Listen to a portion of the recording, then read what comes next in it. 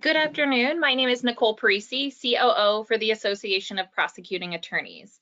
APA is a private nonprofit located in Washington, D.C., serving prosecutors as well as their law enforcement and community partners. Thank you for joining our webinar today. In today's webinar, Investigating Threats and Acts of Political Violence, our presentation will be presented by Solicitor General for the state of Michigan, Fadwa Hammoud, and Assistant Attorney General Brian Oskowitz. Today's presentation is made possible by a grant received from the Joyce Foundation. APA is very appreciative of their financial assistance and commitment to improving the justice system. During today's webinar, you will be able to submit questions for the speakers using the question box on your GoToWebinar toolbar located on the right side of your screen. These questions will be forwarded to the speaker. Please feel free to send questions during the presentation. If you need additional assistance, please feel free to contact us at webinars@apainc.org. On to our speakers. First, we have Brian Oskowitz, who is a career prosecutor. He began and spent the first 8 years of his legal career as an assistant prosecuting attorney for Oakland County, Michigan, the second largest county in the state. There, he was assigned to the Warrants Division, District Court Division, Circuit Court Division, and Narcotics Unit, and prosecuted cases ranging from drunk driving to homicide.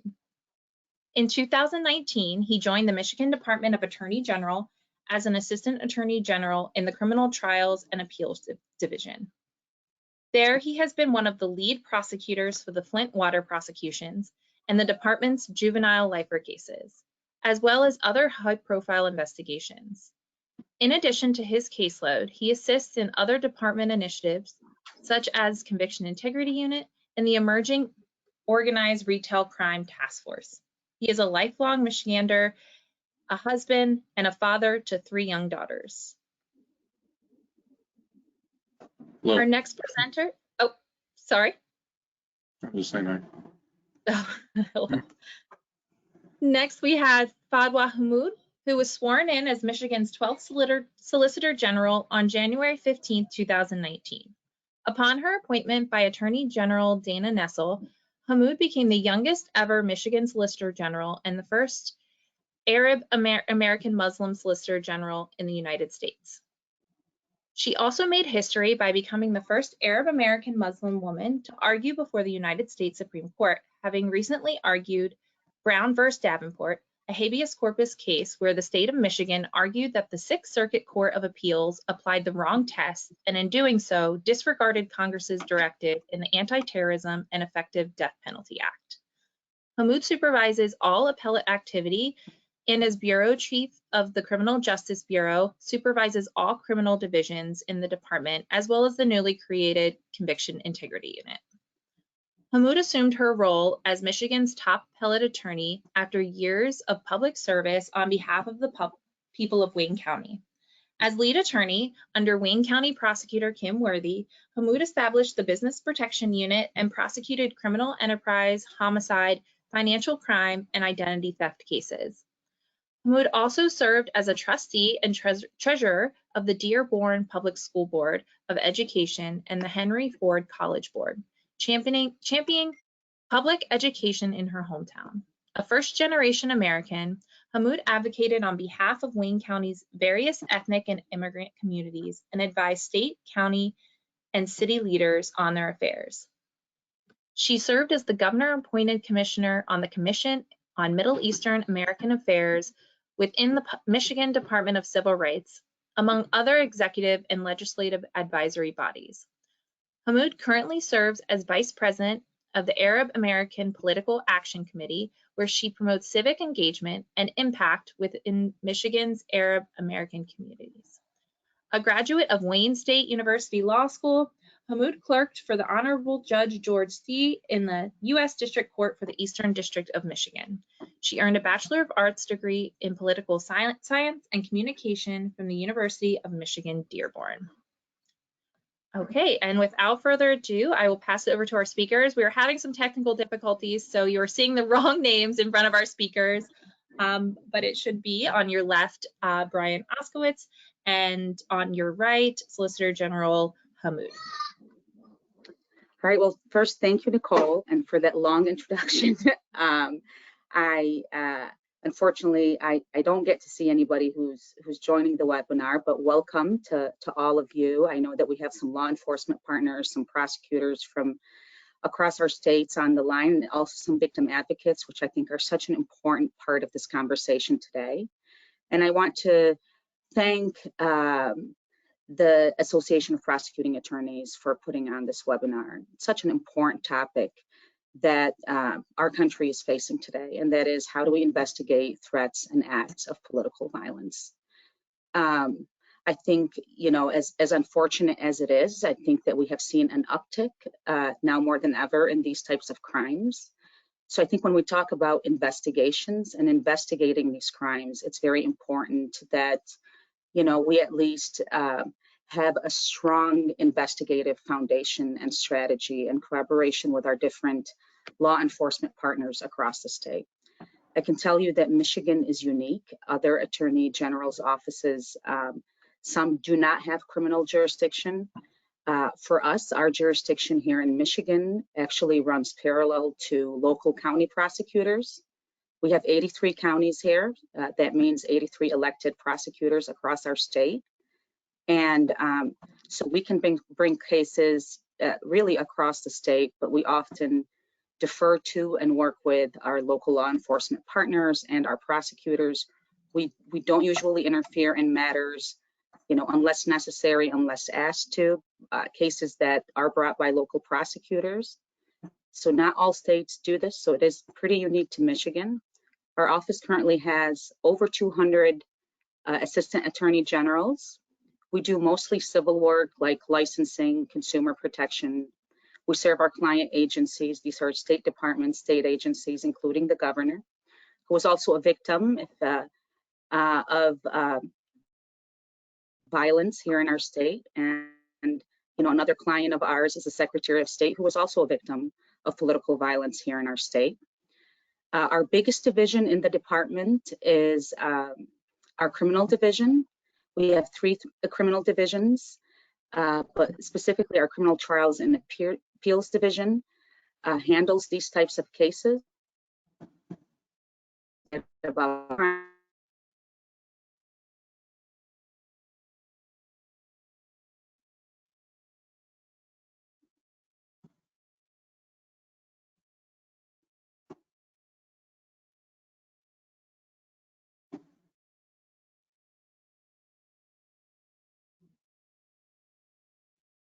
Looks like we may have lost the Solicitor General. I don't know, Brian, are you seeing the frozen screen as well? Yeah, that we established under Attorney General Dana Nessel. And we take our clients, you know, local state police. We work out of our client. Just wanted to give you a little bit of background on our criminal jurisdiction and the type of cases that we handle. I'm excited to talk to you today about what we have done specifically in investigating the threats and acts of political violence. I'm excited to be here with my colleague, Brian Toskowitz, who has worked on some of these cases, and I know that he is going to share some of his insight and his experience and his knowledge when it comes to handling these cases as well. Yes, and I don't see Brian on the screen anymore. I think you might be having some technical difficulties, Fadwa. I think you dropped off right before you were going to talk about our hate crimes and domestic terrorism unit. If you could talk about that real quick again. I'm sorry. Can you hear me now? We can hear you. I don't know if we can see you though. Okay, I don't see it. I don't see you, Brian. I just see myself. Nicole, can you see me? I just see Bryant. Let me see.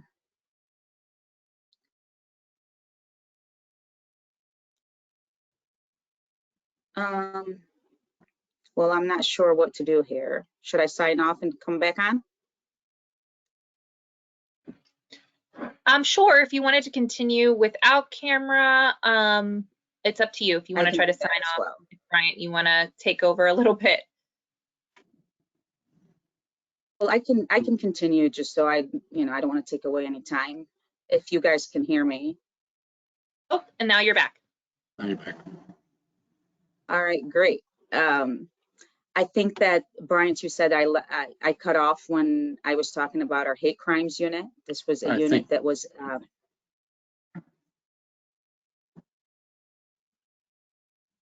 that's correct. You dropped off right when you were about to speak to that. So I think you should talk about that again. yeah.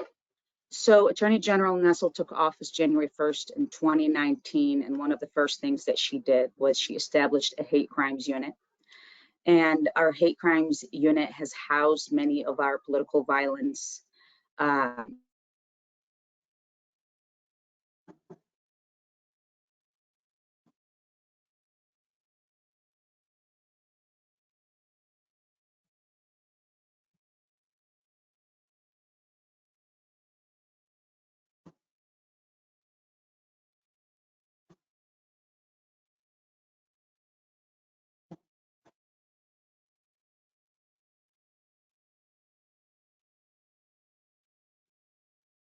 cases.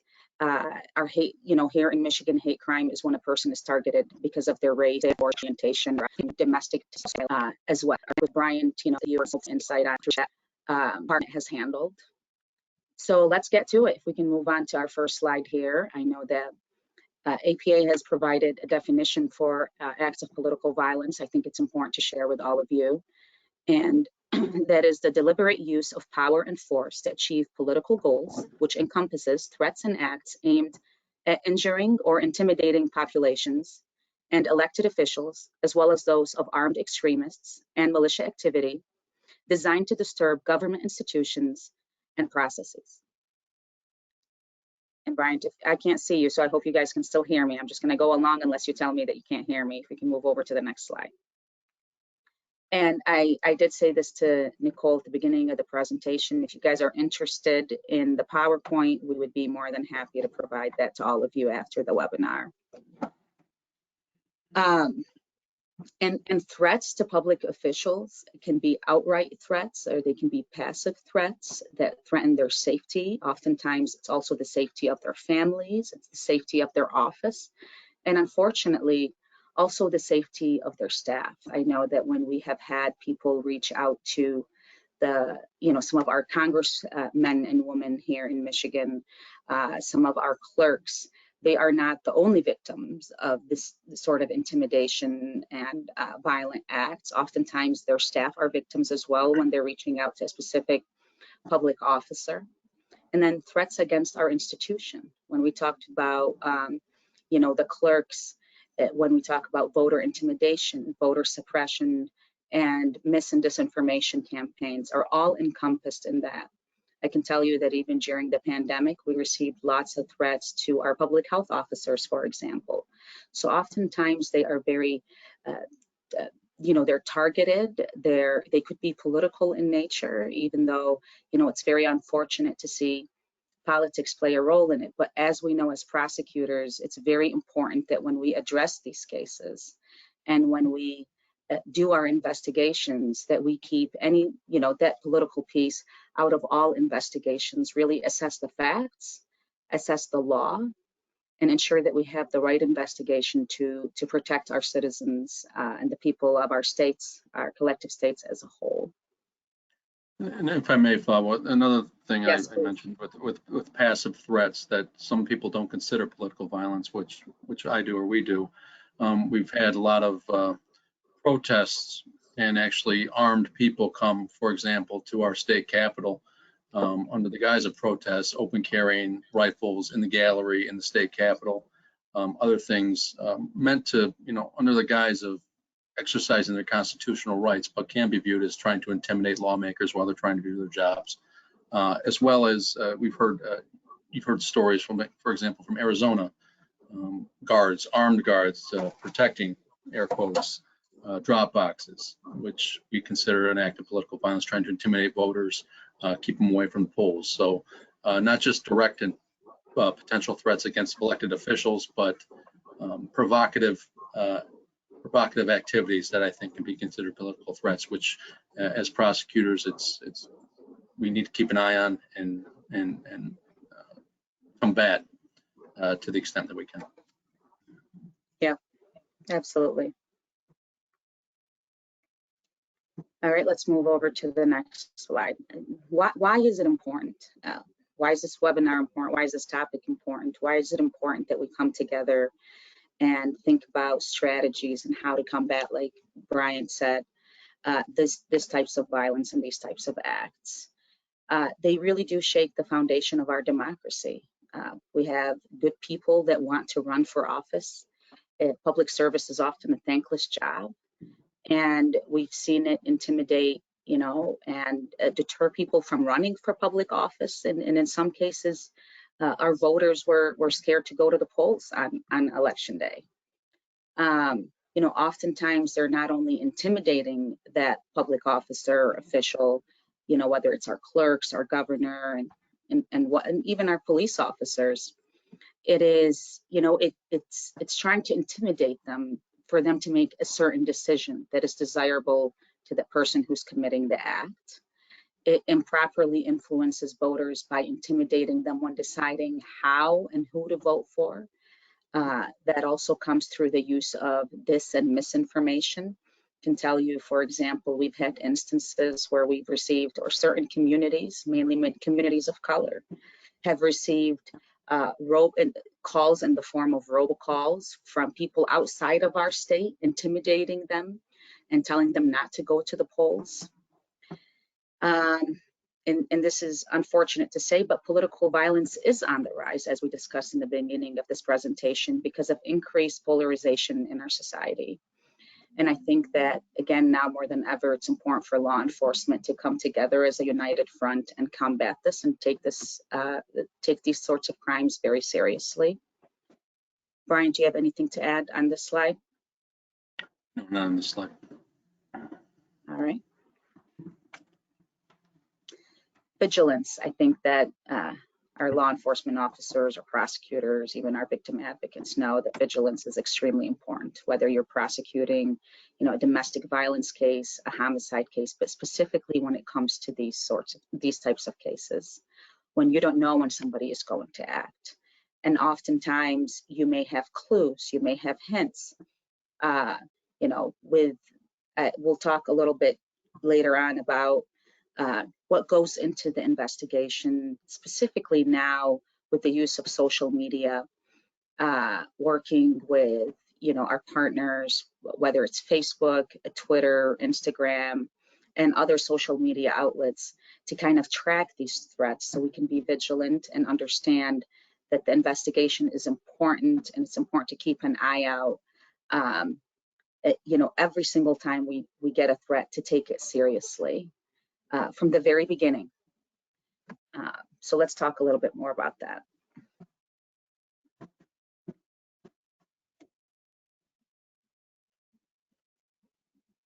Brian, do you want to take over the slide? Yeah, I think when we say vigilance as the frame of mind, I think when combating political violence, as the Solicitor General said, from the get-go, you have to take it seriously. Every threat, take as serious as a credible threat, and not just that, but pursue it towards the end as a credible threat. Even things that might not be crimes. If you're not going to prosecute, if it's still misinformation, might not necessarily cross the line at crimes. It's combating that misinformation, making sure people have the correct information, that they understand that the process, the system is working, and ensure that we're not going to tolerate any lies or any threats that still might not rise to the level of crimes, but still we're going to be at the forefront of pushing back against these bad actors' attempts to threaten our institutions. And to follow up on that, I think that when we talk about pushing back, sometimes that is not by charging. Sometimes we may, a specific act may not fit within a criminal statute that we have on the books here in the state.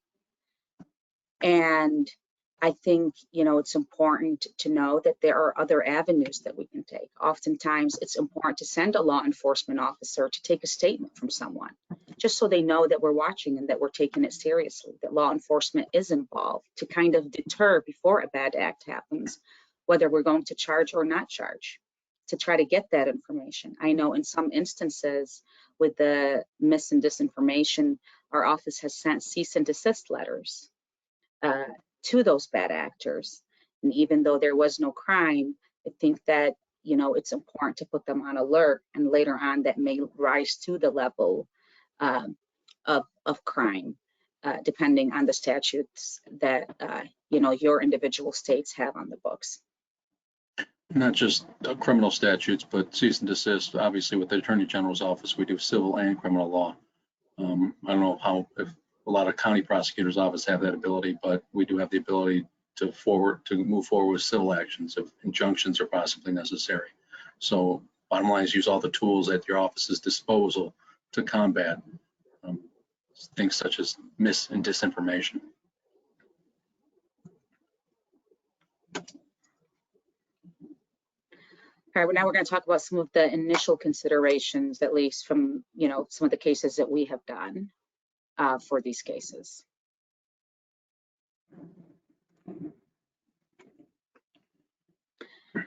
You know, resources is everything. I know that with prosecutors' offices and our law enforcement entities, that's something that we're always lacking. Resources, whether it's people that could develop special expertise to do these cases, investigative resources to do these cases. Oftentimes, lots of search warrants go into these cases, undercover operations go into these cases. So yes, they might require lots of resources. So setting aside resources and knowing and identifying the resources you need for these types of investigations, I would say is key.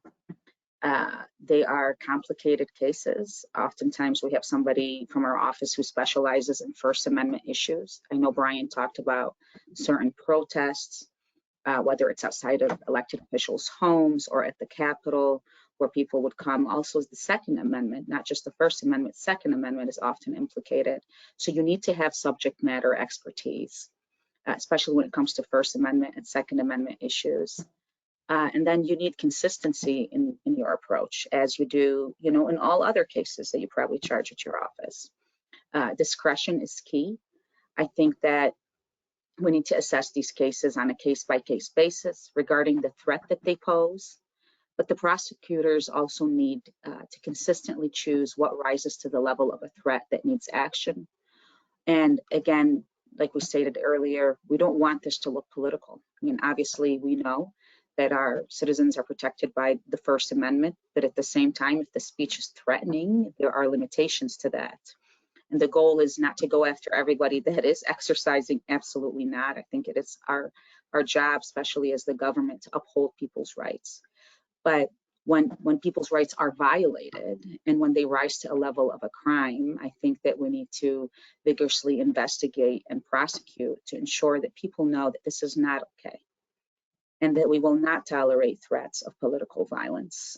Because, you know, at the end of the day, I think that whether it's for those people who are, you know, running for elected office, for those who are appointed in these positions, and for the people that go out to the polls and cast their votes, that their votes are protected and that our public officials are protected as well, like any other citizen or victim across the state.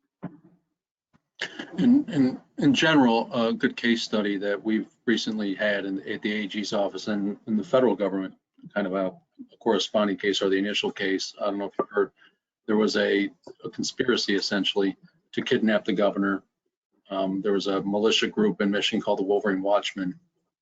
Recently, the federal government prosecuted and convicted two of the ringleaders, and kind of a companion case or side case that we've had at the state level of individuals that assisted and participated in that conspiracy and those providing aid to these individuals. We just got guilty verdicts on 3 or 4 of those individuals in a county, and then there's another case with 4 additional individuals that are going to happen in northern Michigan. It was prosecuted by our domestic terrorism unit, so we did have the resources. We did have obviously the person in charge of the domestic terrorism unit has in the years developed that subject matter expertise, and it did come in very handy because there were First Amendment issues that needed to be litigated, and in fact it was the defense. But in addition, we're talking about discretion. the facts of those cases obviously rose to the level where prosecution, law enforcement had to act. I mean, we're talking about there were plans to kidnap the governor, the sitting governor of the state, Governor Whitmer, as well as to engage and kill police officers that would respond.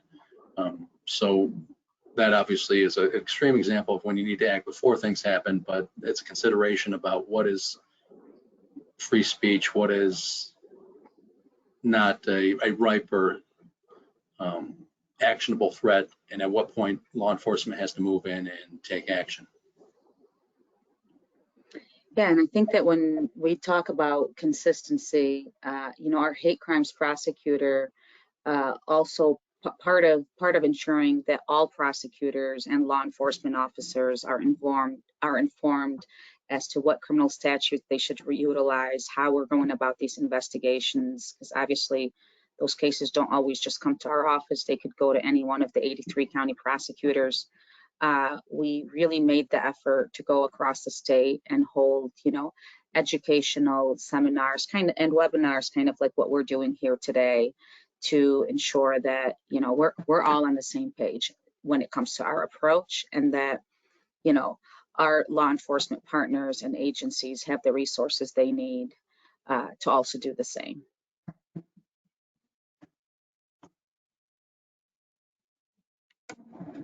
Go ahead and take on this slide, Bryant, and then I can add it then. Going towards the case study we had, it originated from the federal government, from the FBI. They received a tip that individuals, part of a militia, were engaged in basically terrorism. They were starting to train. They thought a revolution was coming. They were training. They were stockpiling weapons, explosives. Thankfully, they got a tip and they started investigating. And that time they got informants, other investigative techniques to infiltrate this group and to find out what was going on. Obviously, I mentioned there was both a federal and companion state case. At some point, conversations were had about what the federal government would take and prosecute, and obviously what we would take and prosecute. But nonetheless, we shared resources. I don't know what, because sometimes we're limited by our investigative abilities, and in the sense of, for example, the federal government has the ability to, get wiretaps, that type of thing. They have more money for more types of equipment. In Michigan, anyways, we don't have any wiretap laws. I know some states might, New Jersey might have that. But even if we don't have the ability to obtain those things, we can still use those things as provided by the federal government. So it's important to establish those relationships with the federal government, with the investigative agencies, with the U.S. Attorney, and it goes back and forth, because obviously with local law enforcement, more boots on the ground, they have more knowledge about the general area. So opening and establishing and maintaining those lines of communication are essential when you want to bring these cases. And my experience with the federal agencies has been to the law enforcement agencies, the FBI, Homeland Security, that type of thing. I was talking with a Homeland Security agent, and it seemed he said straight up, we don't care who takes the case. We don't care if it's the federal government who prosecutes or the state law who prosecutes, as long as people are held accountable, as long as it's prosecuted. So it hasn't been territorial with this, and it's been helpful for this symbiotic relationship we've had. It's been helpful, and everybody's been on board, because I think everybody agrees that these crimes are a serious threat to our democracy. So thus far, with our domestic terrorism unit, everybody's been on the same page. Everybody's been sailing in the same direction. Some of the federal statutes are maybe limited. State statutes that we have were more applicable to the people that we charged. And I think we'll get that. I might be jumping ahead, but for example, and you might need to repurpose some of the statutes. The statutes we charged these individuals under state law was under a gang statute, membership in a gang, and a terrorism statute. But the terrorism statute, if you look, it was enacted in 2002. So obviously that was in response to, 9/11. Probably the original intention of that law was foreign and international terrorism. However, the way the law was written, it obviously equally applied to domestic terrorism. And we've used that successfully thus far. Likewise with gang membership. That was established in 2008. likely established for street gangs, violent street gangs at the time. However, you look at the letter of the law and how these people were acting, these militias, what they were doing under the definition of a gang. So sometimes you think outside the box. Sometimes the original purpose of the statute can be enlarged in order to encompass these types of activity. So be aware that statutes on the books that may not have been used in a particular way can be used in these situations involving political violence. And I think just to follow up on that, I think it's important because we really had to meet this growing threat, and that required us to repurpose our statute and to think outside of the box. You know, we had never charged militias with, you know, gang activity, or under our, you know, and depending on what state you live in, what kind of terrorism statutes you have on the book. Here in Michigan, we do have domestic terrorism statutes on the book. And I can just, you know, for our Michigan Anti-Terrorism Act, I just want to go through some of the statutes that we do have and that we have used here in Michigan. We have an acts of terrorism statute, which is a life sentence. We have hindering prosecution of terrorism, which is a 20-year here. Providing material support or resources for terrorism, which is what we ended up charging the Wolverine Watchman, the defendants involved in the governor's kidnapping plot case. That is a 20-year. Or making a true or false threat of terrorism. That is also a statute here on the books in Michigan. And, you know, also obtaining blueprints, security, engineering diagrams for a vulnerable target. And we have had that as well in the Wolverine Watchman case. So, and then in terms of our gang charges, a gang membership here in Michigan is a felony. Recruitment to gang for a felony is a felony here in Michigan. So just, you know, we looked at what does gang mean under our statutes. You know, 5 or more people, not a nonprofit. They have a common name, symbol, or sign, leadership or command structure, that they have a defined membership or criteria, and what is the actual felony that they are committing or recruiting other people to commit. You know, this is the first time we've charged anything like that in the state of Michigan. And as Brian said, we've received convictions on these cases, and we will continue to utilize them, you know, as the threats continue to arise. And I think that it's very important for us to put this message out publicly and to ensure that we're also utilizing our communications department as well, that when to let people know what's going on, whether it's a minor threat or whether it is misinformation and disinformation, is that we're actually putting information out, the right information out to combat these types of acts. Did you want to add to that too, Brian? Just to piggyback off that as well, I see public statements by public officials, by the elected officials, correcting misinformation, opposing this disinformation as a form of victim advocacy, because these types of acts, these political violent acts, trying to suppress voters and intimidate voters, make voters question the legitimacy of our institutions, the public is the victim. So I think the way to combat that is to have a robust communications plan, communications department, to quickly and forcefully go against these types of activities. And in general, what we have also done is, as part of starting up the domestic terrorism unit, and in general with the criminal division here, is having a robust victim advocacy group or victim advocacy division in order to interface with the victims in this case. Because obviously, as prosecutors, as law enforcement, obviously we have different priorities at the time of getting the evidence, prosecuting the case.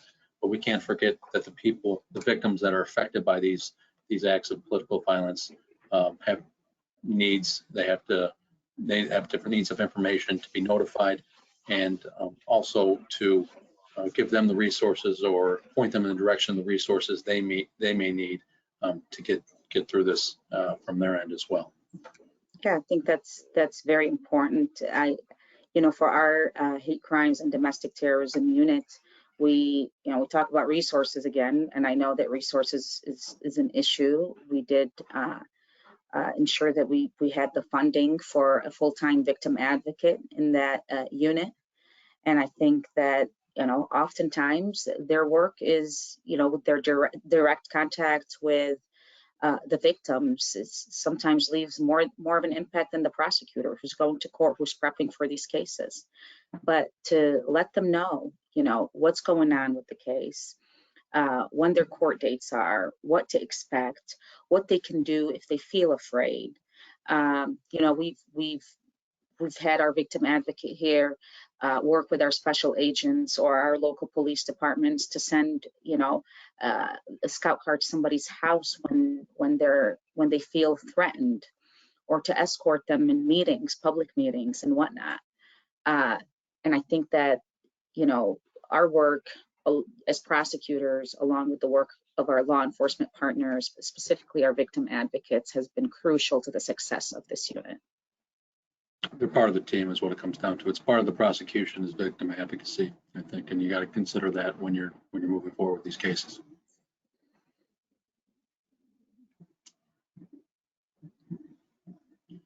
All right, decision-making strategies.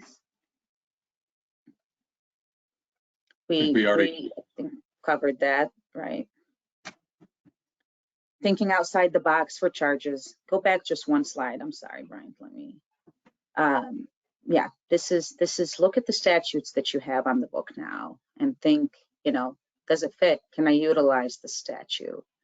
And again, I think that going back to that piece with the First Amendment, Second Amendment, having subject matter experts, do a memo on these specific cases so there could be consistency across the board is important. Other things we've noticed too, like for example, threats. I mean, you have threats. As a county prosecutor, domestic violence cases, we often used malicious use of a telecommunications device, which is a charge in Michigan. Typically I was used to using that in domestic violence cases, stalking cases, that type of thing. But it could be utilized in political violence cases. People are making threats to public officials using the phone. Obviously, you can consider that charge if the elements fit.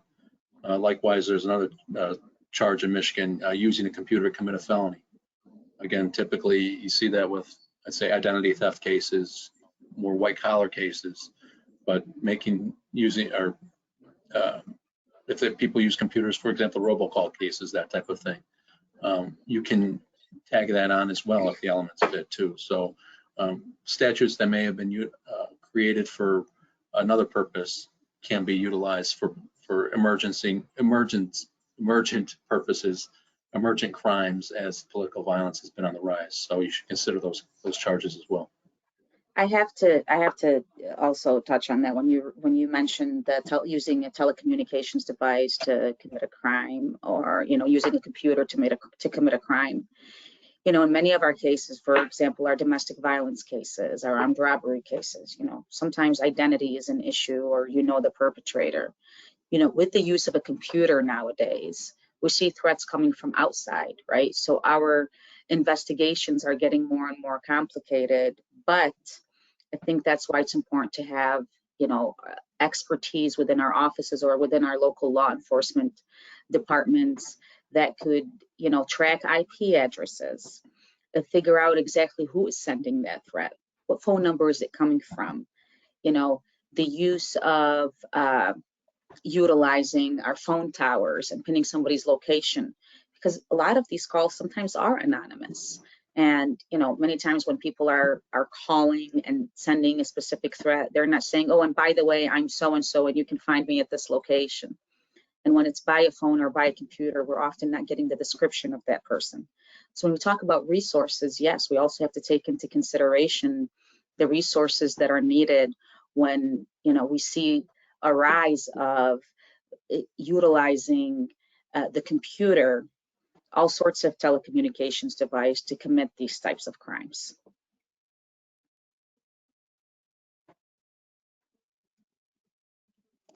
We kind of talked about this, and going back to the case that we had, that the federal government had. Obviously, law enforcement moved forward, arrested these people, charged these people before they had the opportunity to put their plan into action, before they had the opportunity to try to kidnap the governor. There's been it's public information, so there was plans to wire bridges to explode, to hinder first responders, that type of thing. So. Part of the decision to proceed on cases has to consider at what point is the threat too much to bear anymore. It would be much easier for somebody to actually commit an act that could be prosecuted, but sometimes that's too dangerous when they get too close to an actual act of violence. When a threat, the preparation would be enough to sustain a charge, be that under the statutes, like providing support to an act of terrorism or conspiracy charges. The federal government prosecuted those two individuals on a conspiracy to kidnap. So be mindful when you're looking at the evidence, evaluating the charges, that there's a time to act as law enforcement, and you don't want to be too late. So that's an important consideration to think about.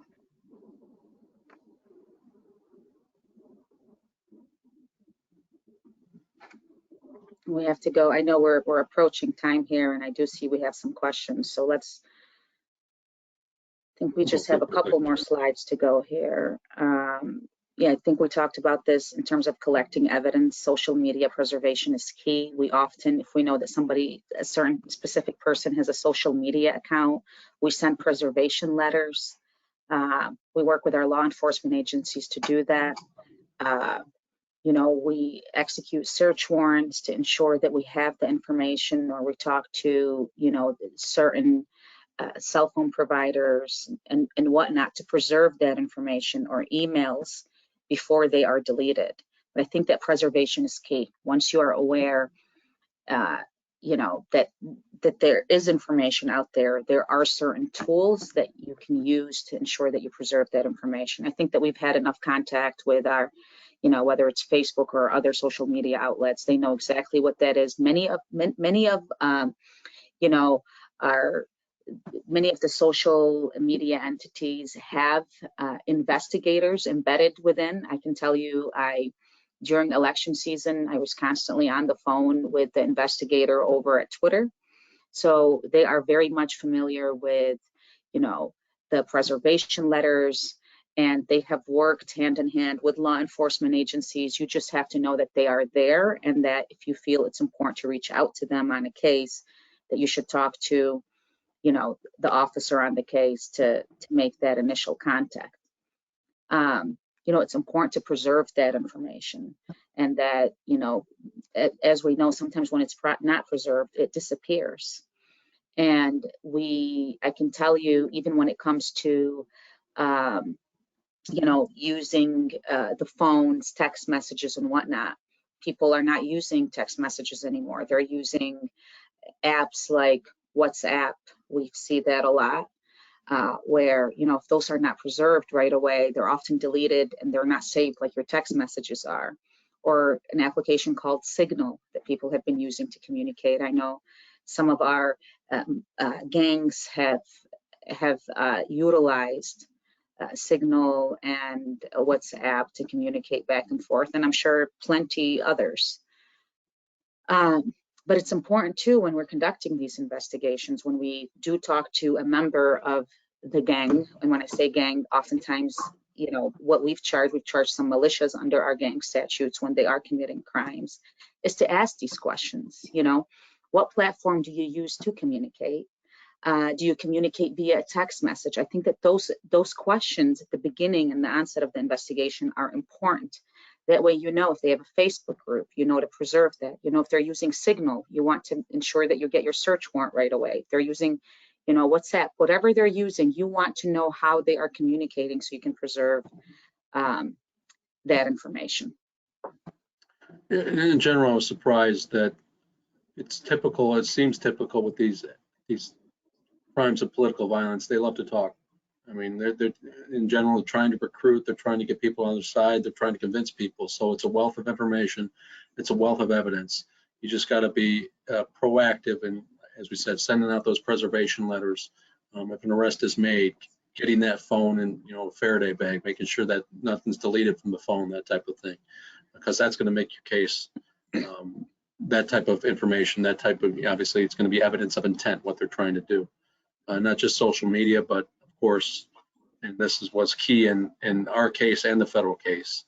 Speaking of, they love to talk, they love to post videos, recordings, wiretaps, informants, is very important, especially when the defense is free speech, when the defense is, I was just mouthing off, that type of thing.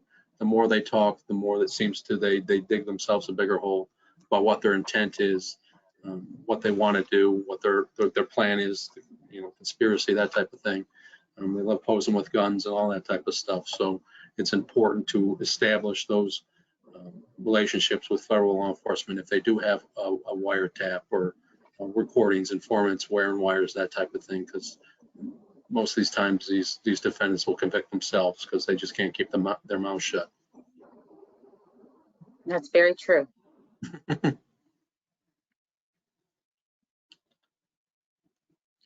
All right, what has worked here in Michigan? I think we went through that quite a bit, but obviously we've dedicated resources, right? We've tried to build the expertise, and we've created our hate crimes and domestic terrorism unit, and they really are subject matter expertise in that area. Whether it comes to looking truly evaluating all the statutes that we have on the book, and analyzing every single one of them to see how could we utilize them to combat this crime. And also we talked about ensuring that our prosecutors are well equipped with the resources necessary to understand all First Amendment, Second Amendment issues. We've joined the JTTF, that's a Joint Terrorism Task Force with our federal partners, to work directly with them, because oftentimes we have statutes on the book that they can't utilize. They maybe would need communication between more than one state. And plus, Bryant, you mentioned this earlier, we're stronger when we work together, and when it comes to tackling all crime, the more we can partner up, we all have a common goal, we should do so. We're all better for it. We established an election strike force to be on duty on election day. I'll briefly talk about that. I can tell you that on election day, we worked with our law enforcement agencies, prosecutors, different local police departments, our state police department, and our federal partners as well, to have a team ready to go on election day, all working together to assess all threats, misinformation, disinformation. Prior to that, we also issued guidance to our police officers. For example, we had top table exercises on different scenarios that may arise and what to do in a specific situation. If somebody were to show up to a poll with a gun, if somebody is intimidating a voter, what are some of the statutes that they should know of to establish probable cause that a crime has been committed. And we also had prosecutors along with civil attorneys working on election day, so our law enforcement partners can call us in case a situation were to arise. And we also had a great communications plan where we had a number where people, if they felt intimidated on that day, and can call that number so we can get them assistance. And we had, we could not have done it without our law enforcement partners across the state, really. So our communication plan was, was key. And issuing that guidance ahead of time was key. And then we also worked with our clerks across the state too, to ensure that they know as well, if they were to, encounter any sort of threat, exactly who to call, that they had a number to call and whatnot. We worked with the U.S. Attorney's Office as well to decide, which jurisdiction is appropriate. Should we take the case? Should they take the case? What would make sense? And in some cases, we can, we prosecuted them together. We discussed this. We advised local, state, and federal law enforcement early in the investigation. We didn't blindside them. If we needed help with a specific investigation, we brought them on board early on in the investigation. Again, we analyze all our statutes to, when I want to say repurpose them, we have to think outside the box, even though we haven't used it. You know, with the uptick in political violence, domestic terrorism, and hate crimes, we really had to sit down and think outside of the box when it comes to these statutes to meet the growing threat.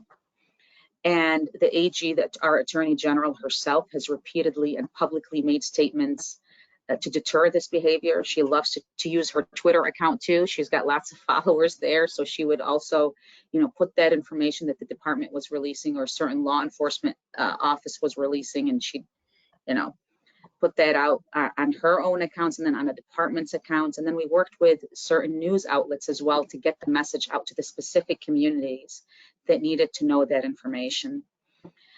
She's done videos, as I stated. You know, our hate crimes prosecutor has been across the state giving presentations on this specific crime and working and doing training for law enforcement officials on how to combat this. And we also worked with third parties, like we talked about Twitter, Facebook, and whatnot, and nonprofit organizations like the ACLU here in Michigan and other organizations to get data that is helpful.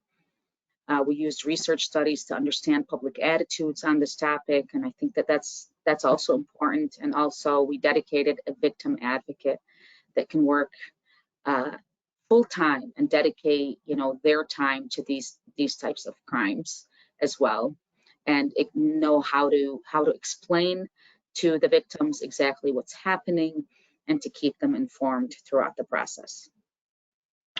I'll just add that we did have a good connection with the Secretary of State's office, so they could forward what they were seeing on the ground, potential threats, what they were seeing on social media that could be potential threats on election day. But at the end too, it was a pretty quiet election day. We were prepared, and that's the important thing, though. We were prepared for all eventualities, for all possible threats, but it ended up being pretty quiet election day. So we were happy about that. And that's because we were ready. And I think that everybody knew ahead of time that, you know, we were ready. We put communications out ahead of time. And for the things that did happen, thankfully to our law enforcement agents, you know, those were taken care of quietly. So preparation. Be prepared. Collaboration. It's so important that we work together, that you work with, you know, that you work with your law enforcement partners, your victim advocates, your federal partners, your different police agencies, with your victim advocates and with your victims. And then communication. I think that that's been a theme throughout.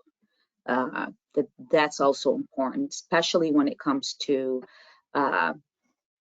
misinformation, disinformation out there. It's our job to keep the public informed. And it just goes back to these three things together. It goes back to the vigilance slide you saw at the beginning. We all take this seriously.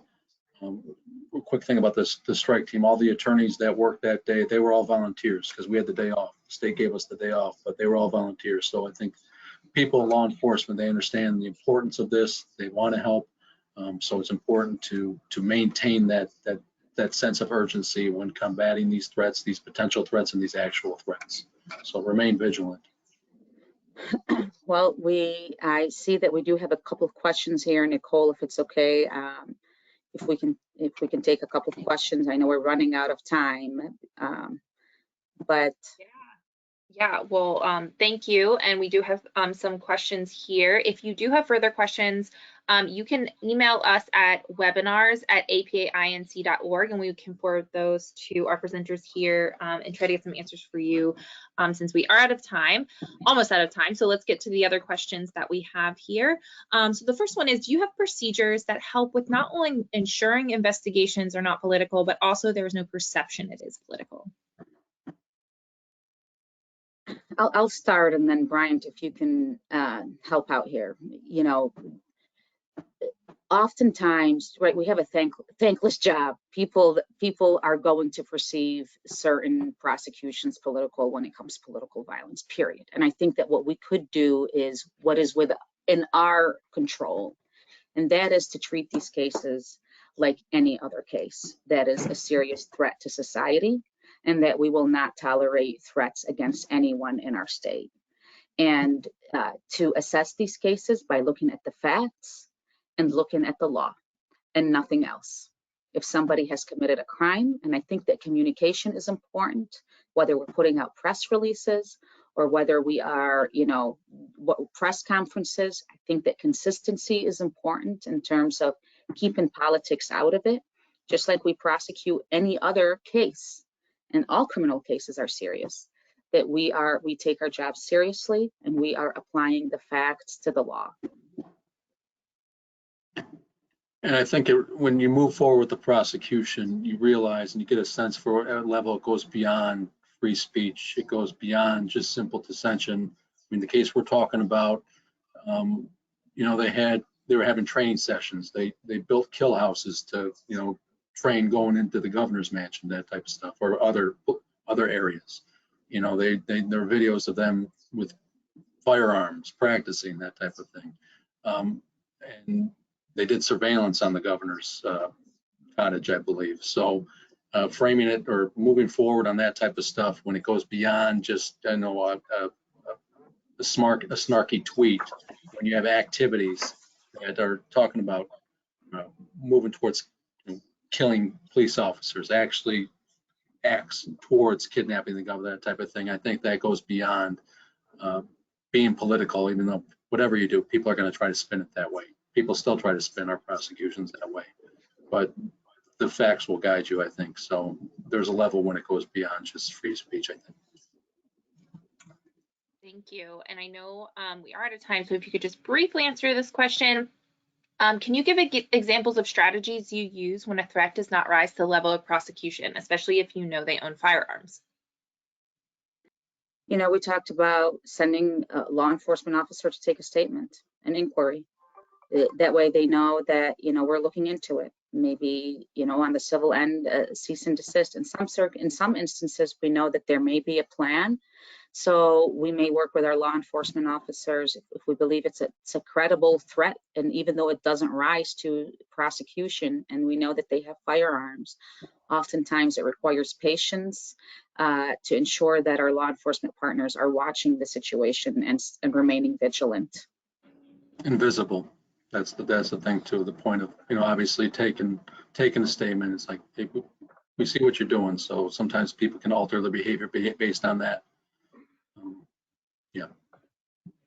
Well, we really hope that this was helpful. I know that Nicole has both Bryant and I's information as well. Nicole, if anybody asks for it, please feel free to share it with them. We really, we want to thank everyone for joining this webinar on such an important topic.